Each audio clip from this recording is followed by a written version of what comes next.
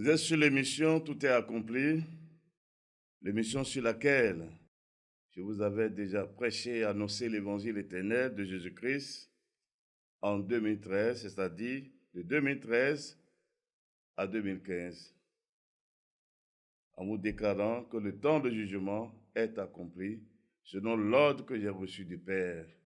Apocalypse 14, 6 à 7 est accompli. Et nous sommes dans le temps de jugement, car c'est Dieu qui a fixé un temps pour chaque chose.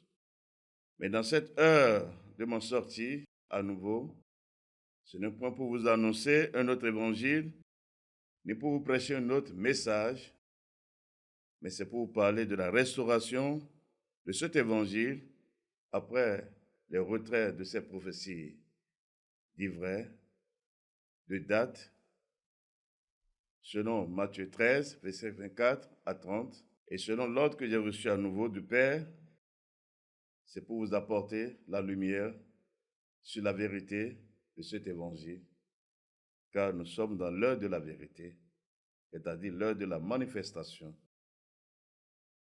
Et selon le sceau que le Père m'a donné, c'est de vous avertir. Et c'est ce que j'avais fait.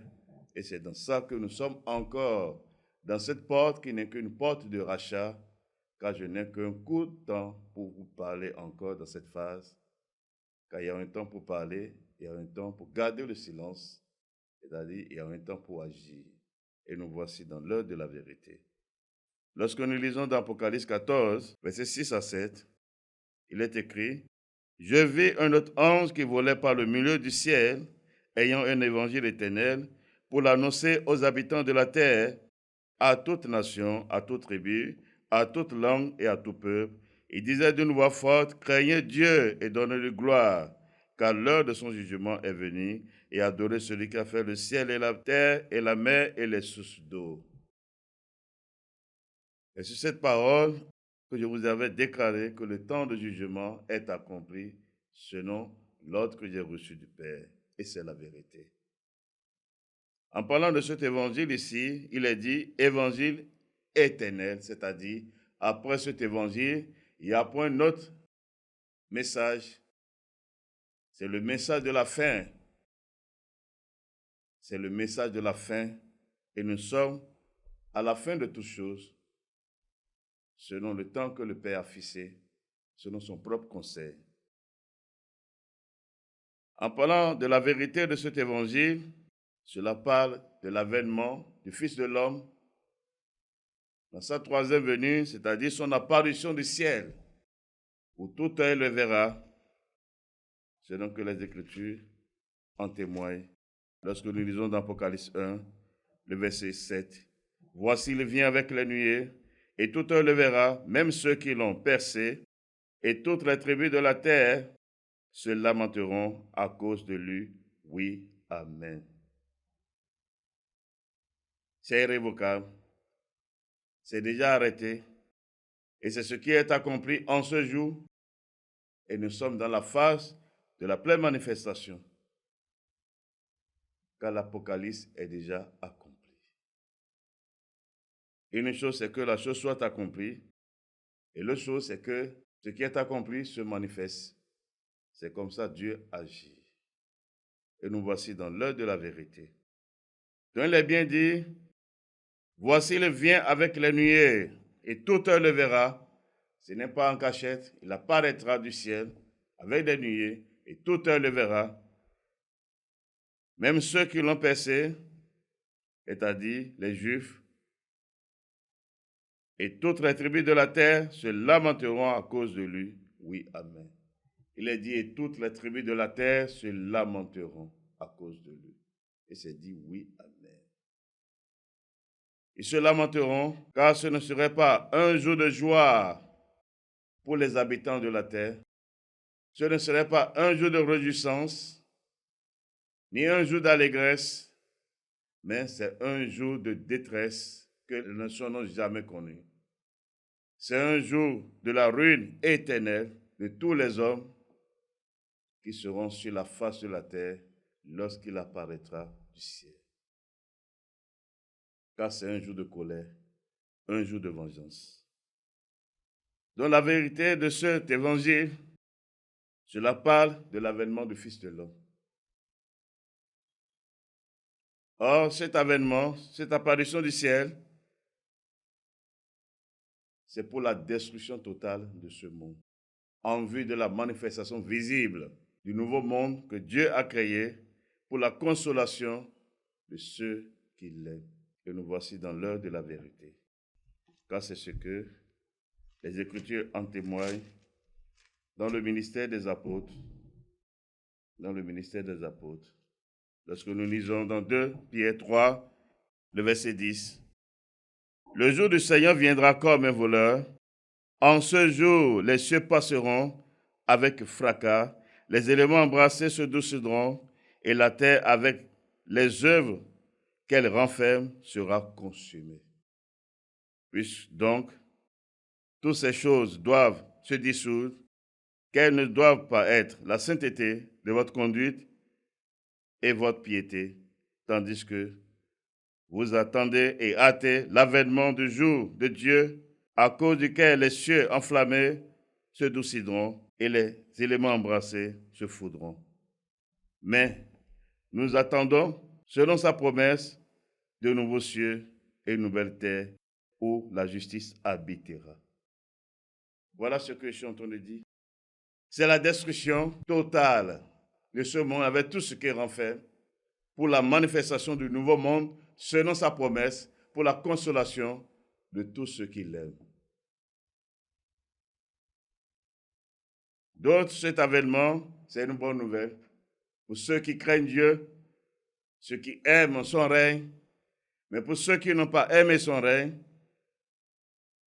qui l'ont méprisé, c'est la destruction totale. Et ce n'est pas au hasard, en parlant de ce jour, on a fait allusion au jour de Noé et au jour de Lot, car il est écrit ce qui arriva au temps de Noé arrivera pareillement à l'avènement du Fils de l'homme. Ce qui arriva au temps de Lot arrivera pareillement lorsque le Fils de l'homme paraîtra. Et c'est la vérité. Et nous voici dans l'heure de la vérité. Mais toujours en parlant de ce jour, l'esprit de ce jour, longtemps à l'avance, les prophètes en parlaient, ce nom qui leur a été donné, pour l'instruction de ceux qui sont parvenus à la fin des temps. Ce que nous lisons dans Ésaïe 13, le verset 9. Voici le jour de l'Éternel arrive, jour cruel, jour de colère et d'ardente fureur, qui réduira la terre en solitude et en exterminera les pécheurs. Car les étoiles des cieux et les astres ne feront plus briller leur lumière. Le soleil s'obscurcira dès son lever, et la lune ne fera plus lui s'éclater. Je punirai le monde pour sa malice, et les méchants pour leurs iniquités. Je ferai cesser l'orgueil des hautains, et j'abattrai l'arrogance des tyrans. Je rendrai les hommes plus rares que l'or fin. Je les rendrai plus rares que l'or d'Ophir. C'est pourquoi j'ébranlerai les cieux, et la terre sera secouée sur sa base par la colère de l'Éternel des armées, au jour de son ardente fureur. Voilà l'esprit de ce jour, le jour du Seigneur, le jour de Dieu, le jour de son avènement, c'est-à-dire son apparition du ciel. Voilà, c'est la destruction totale de ce monde. Car c'est un jour de colère. Il dit c'est un jour cruel. Et cela ne parlera aucune chair. C'est pourquoi il dit, toutes les tribus de la terre se lamenteront. Il a dit toutes les familles de ce monde. Toutes les familles de ce monde, toute chair, c'est la destruction. La chose qui m'a été donnée, c'est de vous avertir. Et c'est ce que j'ai pris le soin de faire. Et selon que le Père m'a donné encore, pour le temps où nous sommes, j'agis encore, car j'aime mon Père. Et ses œuvres sont vraies. Et sa parole, c'est la vie. Lorsque nous lisons encore dans Ésaïe 34, verset 1, « Approchez, nations, pour entendre, peuple, soyez attentifs, que la terre écoute, elle et ce qui la remplit, le monde et tout ce qui produit, car la colère de l'Éternel va fondre sur toutes les nations, et sa fureur sur toute leur armée. Il les voue à l'extermination, il les livre au canage. Leurs morts sont jetés, leurs cadavres exaltent la puanteur, et les montagnes se fondent dans leur sang.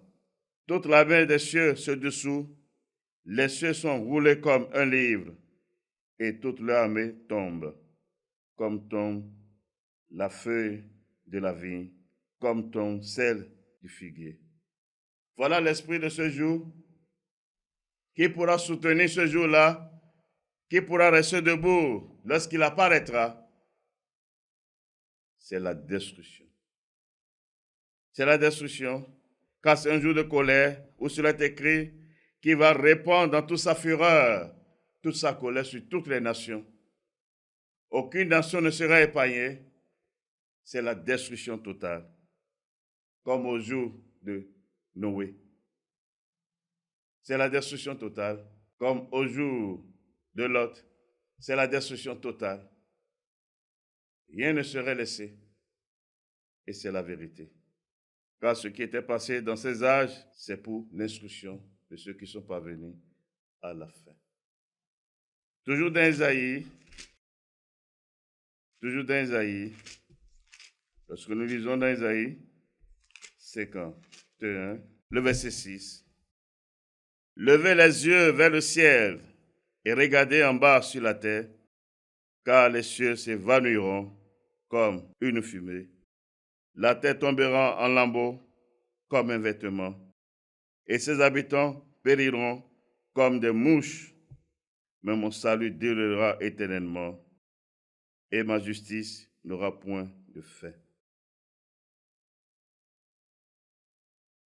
Voilà encore l'esprit de ce jour.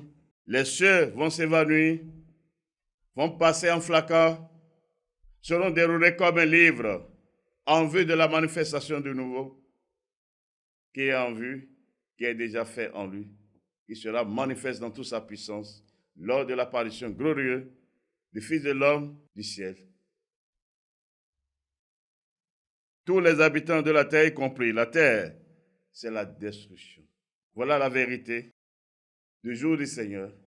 Voilà la vérité qui est derrière ce message, qui est derrière l'évangile éternel. C'est pourquoi il est dit, craignez Dieu et donnez-lui gloire, car l'heure de son jugement est venue. Il n'est pas dit l'heure de son jugement vient, c'est venu, c'est déjà accompli. Nous sommes dans l'heure du jugement. La porte de la grâce est fermée sur toutes les nations, à l'exception uniquement d'Israël, selon les Écritures, selon la promesse que Dieu a faite, car il est fidèle. C'est lui qui a promis le salut et c'est lui qui a le pouvoir de délivrer.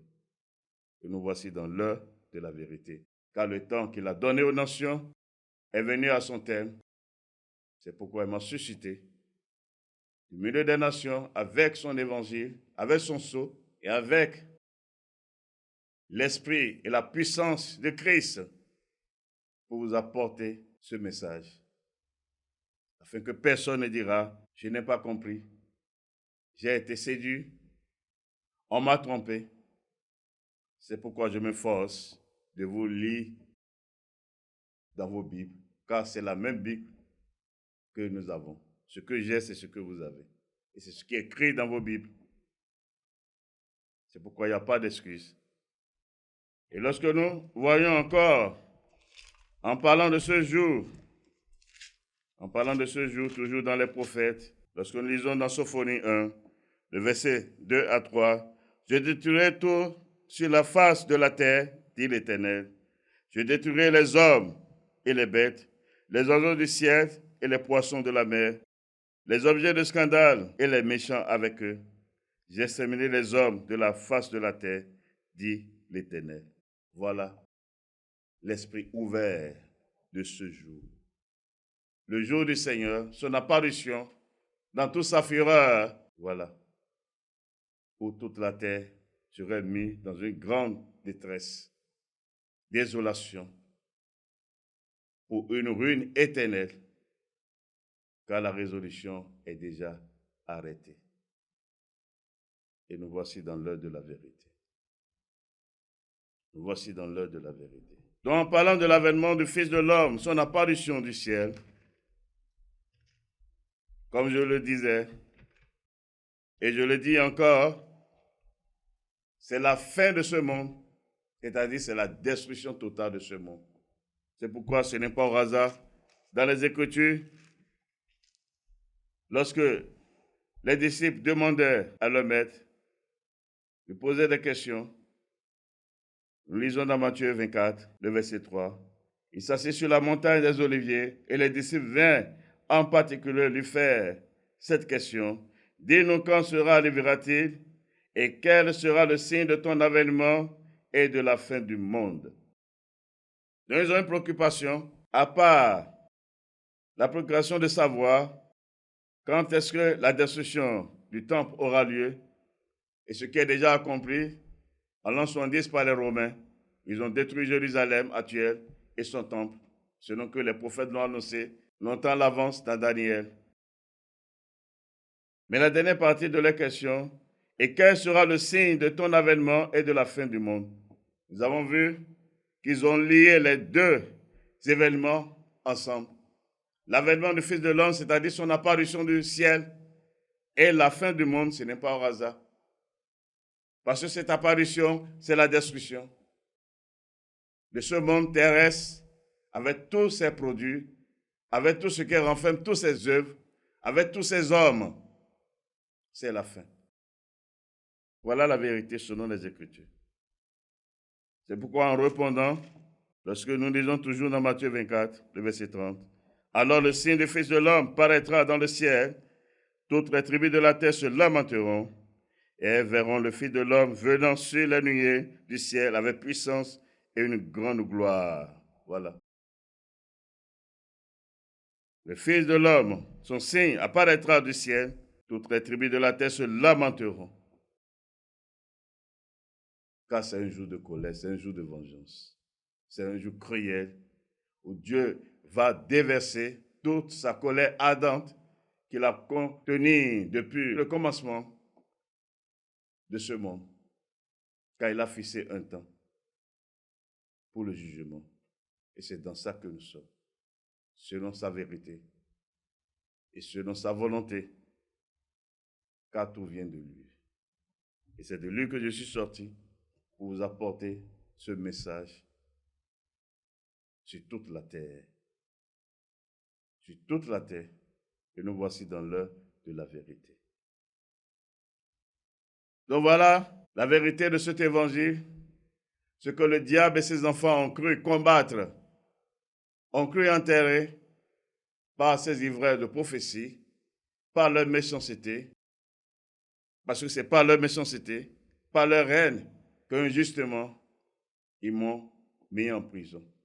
Car de tout ce qu'ils m'ont accusé, je n'en suis même pas en trace.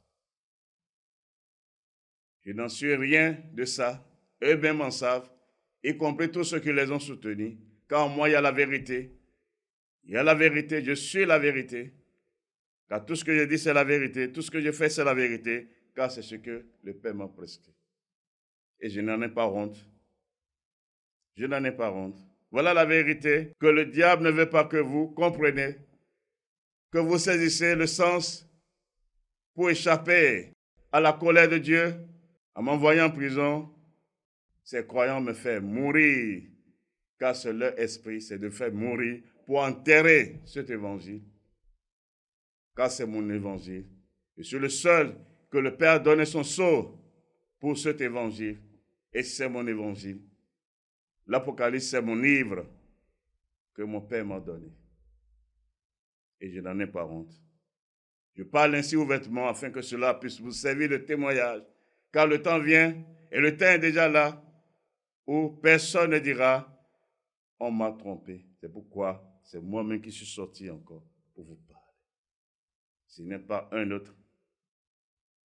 C'est moi-même qui suis sorti pour vous parler selon l'ordre que j'ai reçu de mon Père. Et nous voici dans l'heure de la vérité. D'autres vont dire non, il est un escroc, j'ai escroqué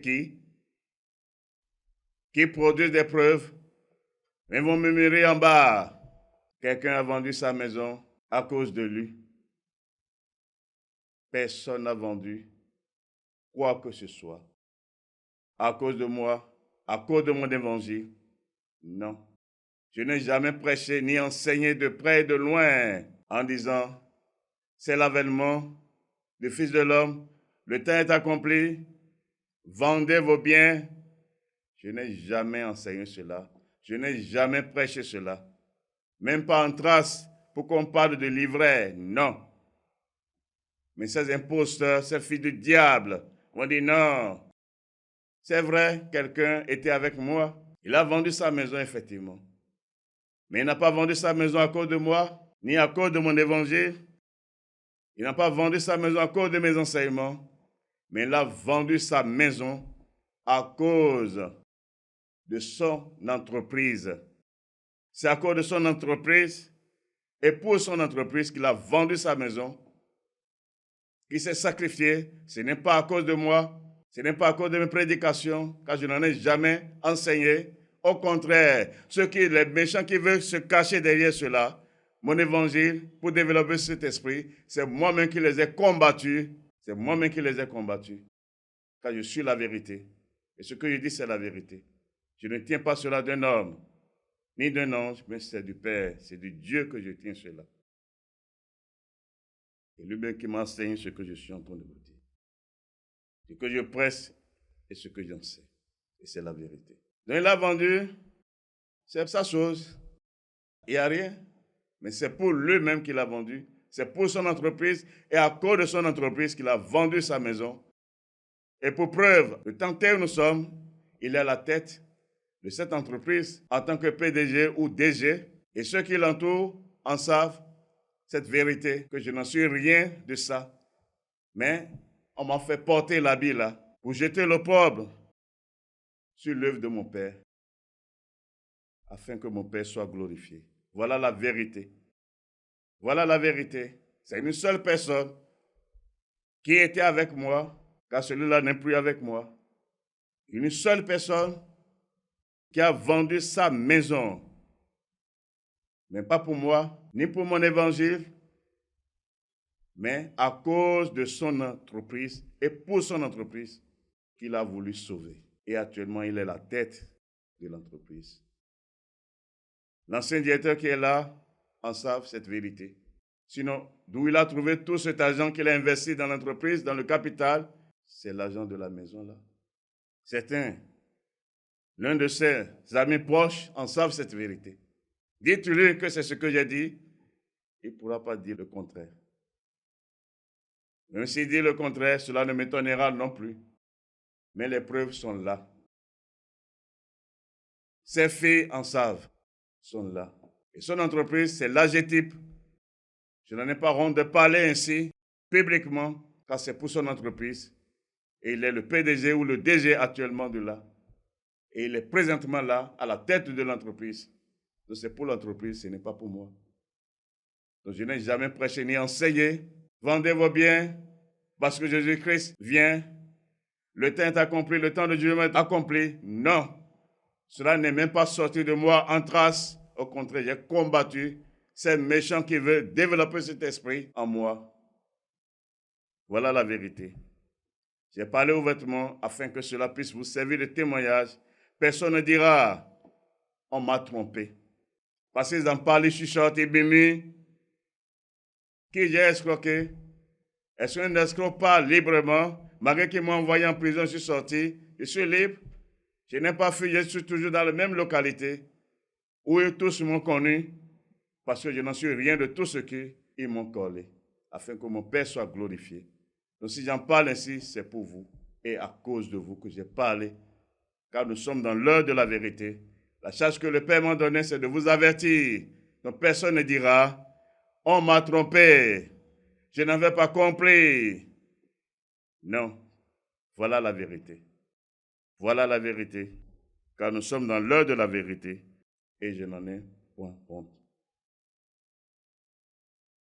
Donc lorsque nous parlons de ce jour, de l'apparition du Fils de l'homme du ciel, dans sa troisième venue, avant cette manifestation glorieuse, on doit voir, selon les Écritures, selon l'ordre du Père, selon le conseil de sa volonté, un homme d'abord. Et c'est de cet homme que je m'en vais vous parler. L'Antéchrist. On va le voir d'abord. C'est pourquoi on dit ante. Ante veut dire avant. Avant Christ, c'est-à-dire avant cette apparition du Fils de l'homme du ciel, dans toute sa majesté glorieuse, dans toute sa puissance, on doit voir d'abord l'homme là, qui aura la royauté sur toutes les nations, qui va établir son règne sur toute la terre, sur tous les habitants de la terre, qui va établir sa justice sur toute la terre, qui va se faire passer pour ce qui n'est pas, l'homme de paix, l'homme de sûreté, jusqu'à se proclamer Dieu. Et les hommes vont l'applaudir, car c'est écrit, parce qu'ils n'ont pas aimé la vérité. Ils n'ont pas aimé Dieu, et nous voici dans l'heure de la vérité. Donc on doit voir d'abord cet homme. On doit voir d'abord cet homme. Et c'est de cet homme qu'il s'agit dans le premier sceau de l'Apocalypse. Car l'Apocalypse est déjà accompli. Et cet homme est déjà là. Nous sommes déjà là. Cela ne va pas durer. Je vous avais dit la vérité de ce qui le retient. Et nous sommes dans la phase là. Lorsque nous lisons l'Apocalypse 6, le verset 1, je regardais quand l'agneau ouvrit un des 7 sceaux, et j'ai entendu l'un des 4 êtres vivants qui disait, comme d'une voix de tonnerre, viens. J'ai regardé et voici parut un cheval blanc. Celui qui le montait avait un arc, une couronne lui fut donnée, et il partit en vainqueur pour vaincre. Celui dont il s'agit ici, c'est de l'Antéchrist. L'homme dont on parle ici, c'est de l'Antéchrist, qui va se faire passer pour l'homme de paix. C'est pourquoi on l'a présenté avec le cheval blanc, qui n'est pas le véritable, car ce n'est pas lui le Christ, ni Dieu, ce n'est pas lui. Mais c'est ce qui va se faire présenter. Pour ceux qui n'ont pas reçu l'amour de Dieu, pour croire la vérité, pour le pète pour toujours. Cela est déjà accompli. Nous sommes dans la phase de la manifestation. Donc c'est de cet homme qu'il s'agit. Il a dit, une couronne le fait donner, c'est ce que je vous disais, il aura la royauté sur tous les royaumes de ce monde, sur toutes les nations. Et encore, c'est dit, il est parti en vainqueur et pour vaincre, c'est-à-dire la domination lui a été donnée sur toutes choses. Rien ne lui résistera. Tout ce qui est charnel, tout ce qui est terrestre, il a la domination sur ça. Et pour avoir la pleine compréhension de ce que je suis en train de vous dire, nous allons lire dans Daniel 2. Daniel 2, le verset 37. Ô roi, tu es le roi des rois, car le Dieu des cieux t'a donné l'empire, la puissance, la force et la gloire. Il a remis entre tes mains, en quelques lieux qu'ils habitent, les enfants des hommes, les bêtes des champs et les oiseaux du ciel, et il t'a fait dominer sur eux tous. C'est toi qui es la tête d'or. Voilà, Nebuchadnezzar était une figure de cet homme. Autour, les enfants des hommes, c'est-à-dire les fils de ce monde, seront livrés sous sa domination. Toute la création de ce monde sera livrée sous sa domination. Et c'est l'œuvre de Dieu. C'est pourquoi c'est lui qui l'a annoncé. C'est lui qui a préparé cela. C'est lui qui a prédit et l'a annoncé et qui a accompli cela encore. Et nous voici dans l'heure de la vérité. Donc c'est de cet homme qu'il s'agit dans le premier sceau de l'Apocalypse que nous venons de lire. Mais on ne va pas s'arrêter là. Toujours en parlant de cet homme, dans Apocalypse 13, le verset 1, « Puis je vis monter de la mer une bête qui avait 10 cornes et 7 têtes, et sur ses cornes 10 diadèmes, et sur ses têtes des noms de blasphème. » La bête qui est montée de la mer, ça parle toujours de lui. C'est de cet homme qu'il s'agit. C'est de l'Antéchrist. C'est d'où il est sorti.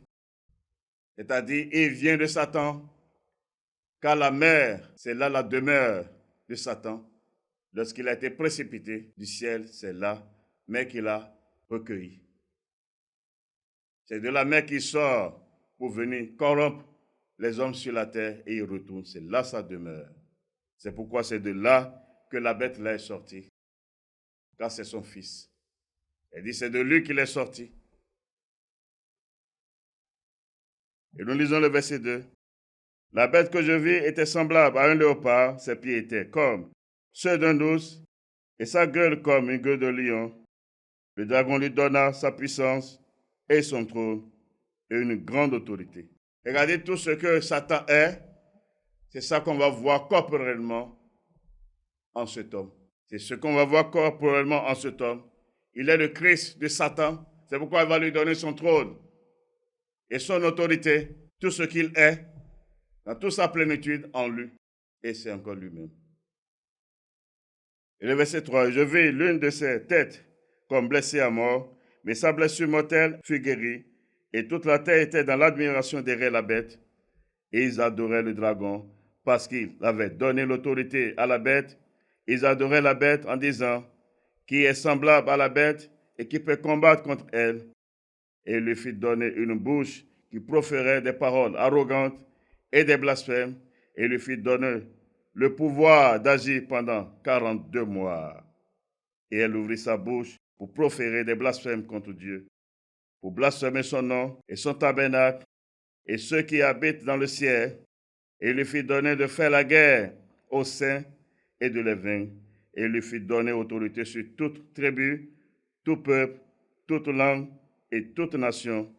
Et le verset 8, et tous les habitants de la terre l'adoreront. C'est bien dit, tous les habitants de la terre l'adoreront.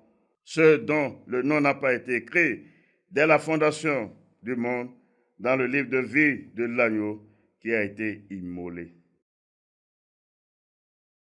Donc c'est toujours de cet homme qu'il s'agit. Dans toutes ses œuvres de ce jour où il apparaîtra, c'est de lui.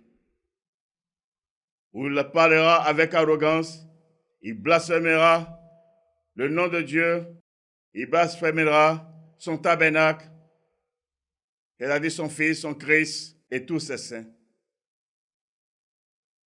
Et vous allez voir ça, car c'est les œuvres qu'il a été donné de faire.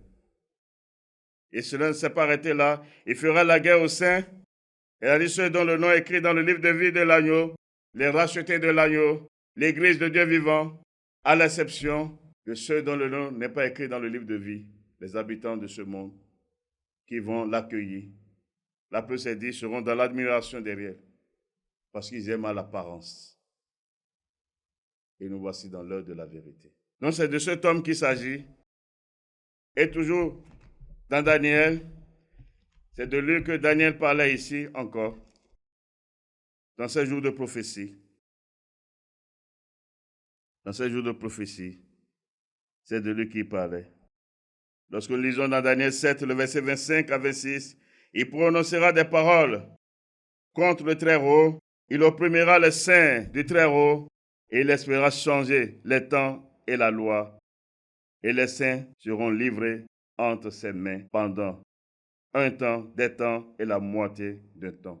C'est-à-dire 42 mois, 3 ans et demi, 1260 jours qu'il a été donné d'agir comme on a vu dans l'Apocalypse, pour faire la guerre aux saints. Il va prononcer des paroles contre Dieu, le Créateur. C'est de lui qu'il s'agit. Et nous sommes dans l'heure de la vérité. Nous sommes dans l'heure de la vérité. Et c'est de ça encore, et de ce sujet que les apôtres parlaient aussi, en avertissant l'Église en leur temps. Dans 2 Thessaloniciens 2, le verset 1.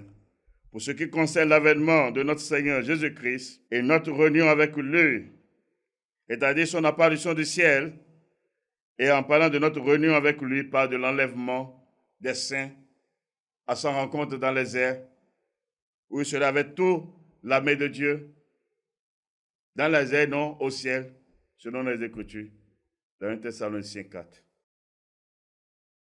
Il est dit, nous vous prions, frères, de ne pas vous laisser facilement ébranler dans votre bon sens et de ne pas vous laisser troubler soit par quelque inspiration, soit par quelque parole ou par quelque lettre qu'on dirait venue de nous, comme si le jour du Seigneur était déjà là.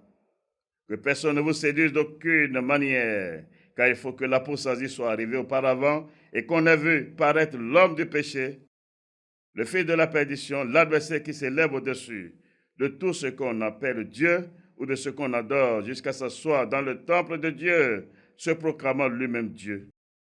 C'est de lui qu'il s'agit. Nous voyons ici déjà, les apôtres avertissaient, avant l'apparition du Fils de l'homme du ciel, son avènement et l'enlèvement des saints, on doit voir d'abord cet homme. C'est pourquoi on l'appelle Antéchrist. On doit le voir d'abord. Le fils de la perdition, l'homme du péché, l'adversaire de Christ, de l'agneau, Jésus-Christ homme,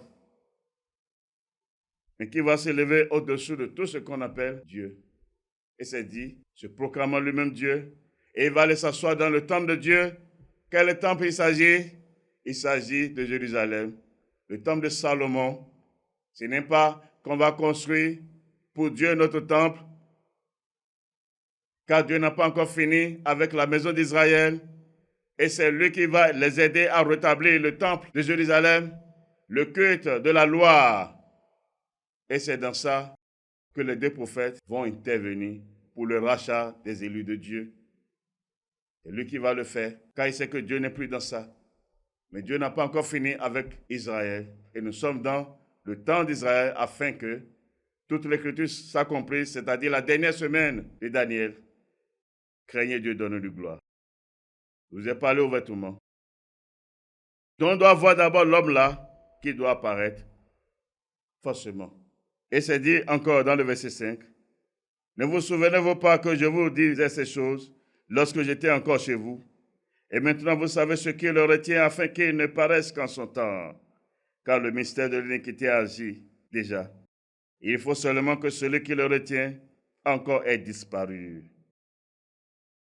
Je vous ai déjà dit ce qui le retient, c'est Babylone. C'est Babylone qui le retient. C'est pourquoi c'est lui le premier signe de ce message. Et le second signe, c'est la personne de la bête, l'Antéchrist, qui apparaîtra aussitôt lorsque Babylone va disparaître. Et comme nous lisons dans Apocalypse 17, après le verset 3, il me transporta en esprit dans un désert, et je vis une femme assise sur une bête écarlate pleine de noms de blasphème, ayant 7 têtes et 10 cornes. Cette femme était vêtue de pourpre et d'écarlate, et parée d'or, de pierres précieuses et de perles. Elle tenait dans sa main une coupe d'or remplie d'abominations et des impuretés de sa prostitution. Sur son front était écrit un nom, un mystère, Babylone la grande, la mère des impudiques et des abominations de la terre. Et je vis cette femme, ivre du sang des saints et du sang des témoins de Jésus. Et en la voyant, je fus saisi d'un grand étonnement. Et le verset 7, et l'ange me dit, pourquoi t'étonnes-tu? Je te dirai le mystère de la femme et de la bête qui la porte, qui a les 7 têtes et les 10 cornes. La bête dont il s'agit, ça parle de l'Antéchrist. Donc quand nous revenons dans le verset 3, la femme dont il s'agit ici, c'est de Babylone, selon le verset 5, qui a été révélée. Mais c'est dit qu'elle est assise sur une bête écarlate. Cette bête sur laquelle elle est assise, ça parle de l'Antéchrist. Car c'est l'Antéchrist qui la porte, c'est son esprit qui agit là. C'est pourquoi toutes les œuvres de Babylone s'opposent à Dieu, s'opposent à tout ce qui sort de Dieu, s'opposent à la foi. Quand vous avez déjà reçu l'intelligence, Babylone, c'est Rome, qui est représenté par son Église catholique sur toute la terre. Or, il n'y a qu'une œuvre qui sort de son Église qui rend témoignage à Dieu. Non. Non. Non. Je vous en donne un exemple ici. 1 Timothée 3, le verset 1. Cette parole est certaine. Si quelqu'un respire la charge d'évêque, il désigne une œuvre excellente. Il faut donc que l'évêque soit irréprochable, mari d'une seule femme, sobre, modéré, réglé dans sa conduite, hospitalier, propre à l'enseignement. Il faut qu'il ne soit ni adonné au vin, ni violent, mais indulgent, pacifique, désintéressé. Il faut qu'il dirige bien sa propre maison et qu'il tienne ses enfants dans la soumission et dans une parfaite honnêteté. Car si quelqu'un ne sait pas diriger sa propre maison, comment prendra-t-il soin de l'Église de Dieu? Voilà la vérité. Il est bien dit dans vos Bibles, selon la parole de Dieu, il faut donc que l'évêque soit irréprochable, mari d'une seule femme. C'est écrit dans mari d'une seule femme. Ça veut dire qu'il doit se marier, l'évêque doit se marier, c'est des conditions pour être évêque. Mais Rome va dire non. Lui, il va faire vœu de chasteté. Pour qui? Il va dire pour Dieu. Dieu va laisser sa parole pour la pensée des hommes, la pensée orgueilleuse des hommes. Dieu va réunir sa parole. La parole de Dieu, c'est Dieu lui-même qui est sa parole. Au commencement était la parole. Et la parole était avec Dieu. La parole est Dieu. Tout a été fait par la parole. Et Dieu va laisser la parole pour les pensées des hommes, les pensées orgueilleuses, les vaines pensées des hommes. Non. C'est ce qui est écrit. Mais Rome va dire non, vœu de chasteté. Abomination. Est-ce que je suis en train de vous dire? Abomination. Dans Romains 10, verset 4, il est dit Christ est la fin de la loi pour la justification de tous ceux qui croient. Mais Rome va dire non, nous allons fêter encore Pâques, nous allons fêter Pentecôte. Or, Christ est la fin de toutes ces choses. C'est l'œuvre de l'Antéchrist. C'est ça que je vous dis. Donc, c'est son esprit qui agissait là. C'est pourquoi c'est dit, elle est assise sur la bête là. C'est la bête là qui la porte, qui l'a revêtue, qui s'est cachée en elle. C'est pourquoi toutes ses œuvres s'opposent à Dieu, quoique elle tient la Bible en main. La preuve, comme elle est aveugle, son jugement est dans la Bible qu'elle tient pour corrompre encore le monde. Parce que c'est Dieu. C'est l'œuvre de Dieu. Et nous voici dans l'heure de la vérité. Nous voici dans l'heure de la vérité.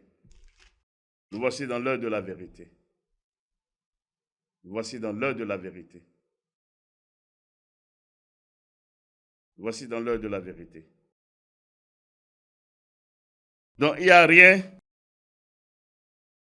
en elle qui prouve, qui témoigne l'œuvre de Dieu. Non. Opposé. Mais toujours dans les Écritures, dans Apocalypse 17, le verset 16, les 10 cornes que tu as vues et la bête railleront la prostituée, la dépouilleront et la mettront à nu, mangeront sa chair et la consumeront par le feu, car Dieu a mis dans leur cœur d'exécuter son dessein et d'exécuter un même dessein et de donner leur royauté à la bête jusqu'à ce que les paroles de Dieu soient accomplies. Et la femme que tu as vue, c'est la grande ville qui a la royauté sur les rois de la terre. C'est la part de Rome, la grande ville là. Or, qu'est-ce qu'il est dit ici? Les 10 cornes, c'est-à-dire, il y aura 10 rois, 10 dirigeants puissants, influents, qui seront en alliance avec l'Antéchrist. C'est avec eux, ensemble, qu'ils vont faire la guerre à Babylone, c'est-à-dire à Rome, avec son Église qui la représente, afin que les desseins de Dieu s'accomplissent. Car c'est là le jugement de Dieu, c'est là la vengeance de Dieu manifestée, et c'est dans ça que nous sommes. Car le verset 17 a été clair, car Dieu a mis dans le cœur d'exécuter son dessein et d'exécuter un même dessein et de donner leur royauté à la bête, c'est-à-dire ça parle de l'apparition de la bête en tant que le chef mondial de ce monde après qu'elle aurait disparu, quand ils vont finir avec elle, quand ils vont faire la guerre. Et nous sommes dans le temps et c'est Dieu lui-même qui les a suscités comme les instruments de sa colère pour manifester sa disparition. Et nous sommes dans l'heure de la vérité. C'est là la bête va recevoir la royauté, afin que les Écritures de Dieu, toute la parole s'accomplisse. C'est-à-dire ce que je vous ai dit dès le commencement, qu'il aura la royauté sur toutes les nations, sur toute la terre, tout lui sera soumis. Et c'est le plan de Dieu, afin de manifester sa puissance pour la consolation de ceux qui l'aiment. Et nous voici dans l'heure de la vérité. C'est pourquoi, lorsque nous lisons dans Apocalypse 18, le verset 4 à 8, et j'ai entendu du ciel une autre voix qui disait, sortez du milieu d'elle, mon peuple, afin que vous ne participiez point à ses péchés, et que vous n'ayez point de part à ses fléaux, car ses péchés se sont accumulés jusqu'au ciel, et Dieu s'est souvenu de ses iniquités. Payez-la comme elle a payé, rendez-lui au double selon ses œuvres. Dans la coupe où elle a versé, versez-lui au double. Autant elle s'est glorifiée et plongée dans le luxe, autant dans le lieu de tourment et de deuil, parce qu'elle dit en son cœur, je suis assise en reine, je ne suis point veuve et je ne verrai point de deuil. Le verset 8. À cause de cela, en un même jour, ces fléaux arriveront, la mort, le deuil et la famine, et elle sera consumée par le feu, car est puissant le Seigneur Dieu qui l'a jugée. Voilà là le jugement manifeste de Babylone. Mais l'avertissement est donné dans le verset 4. Sortez du milieu d'elle, mon peuple, afin que vous ne participiez point à ses péchés et que vous n'ayez point de part à ses fléaux. Comme je vous l'avais dit, la première phase de son jugement, c'est ça que vous avez vu manifeste sur toute la terre officiellement en 2020.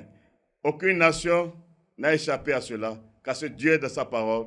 Parce que toutes les nations se sont enivrées du vin de son impudicité et a dit de ses œuvres. Dans quelle nation ne parle pas de Noël? Voilà une grande abomination qui s'oppose au règne de Dieu, où elle a entraîné la terre entière, elle a corrompu la terre pour blasphémer contre Dieu qui a dit qu'il descendra du ciel. Mais il dit, petit papa Noël, quand tu descendras du ciel avec des cadeaux. Ces cadeaux, on a dit, vous verrez de vos yeux, vous allez vivre cela. Sortez de ces œuvres-là. Si vous craignez Dieu, si l'amour de Dieu est en vous, car vous ne pouvez pas dire que vous aimez Dieu sans aimer sa parole. Car Dieu n'est pas en dehors de sa parole. C'est sa parole qui lui sert de sceau à tout, et c'est sa parole qui le représente. Sortez du milieu d'elle, sortez de Rome, sortez de son église, sortez de toutes ses œuvres dont elle a rempli toute la terre pour s'opposer à Dieu, et c'est là l'apostasie. Je vous ai averti, car c'est la charge que le Père m'a donnée. Je vous ai averti. Qui a échappé? Quelle nation avait échappé à la manifestation de la première phase de son jugement? Mais nous sommes dans la deuxième phase. C'est pourquoi le Père m'a dépêché encore, m'a humilié encore pour que je vienne en vous pour vous parler, et j'ai un court temps pour vous parler de ces choses encore, selon la restauration de cet évangile. Or, lorsque nous lisons le verset 8, à cause de cela, en un même jour, ces fléaux arriveront, la mort, le deuil et la famine. C'est ça la première phase. La deuxième phase dans laquelle nous sommes déjà, et elle sera consumée par le feu. Et ce que annonce Apocalypse 17, le verset 16 à 17. La charge qui a été donnée à ces dirigeants qui vont se soulever contre elle, dans l'heure où nous sommes, en vue de la manifestation de sa disparition, car c'est dans le temps que nous sommes, selon le plan de Dieu, selon son dessein, selon ce qu'il a arrêté, car c'est là son jugement sur Rome et sur son Église, qu'elle n'échappera pas, car c'est son Église qui la représente partout sur toute la terre.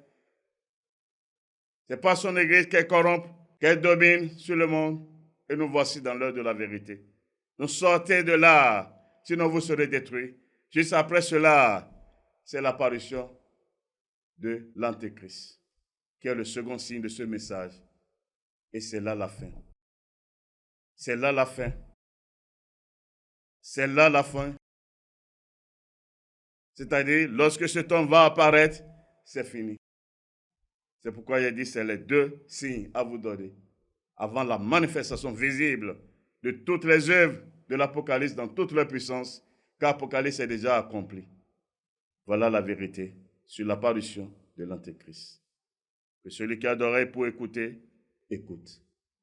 Que celui à qui il a été donné de comprendre, comprenne. Je vous dis la vérité, selon que j'ai reçu du Père. Et cette vérité, c'est la parole de Dieu qui est dans vos Bibles, car je n'ai rien dit en dehors de ce qui est dans vos Bibles, car c'est la même Bible. C'est pourquoi il n'y a pas d'excuse pour vous. Et une fois encore, que celui qui a d'oreilles pour écouter, écoute. Que celui à qui il a été donné de comprendre, comprenne. Nous sommes dans l'heure de la vérité. Nous sommes venus à la fin de cette émission.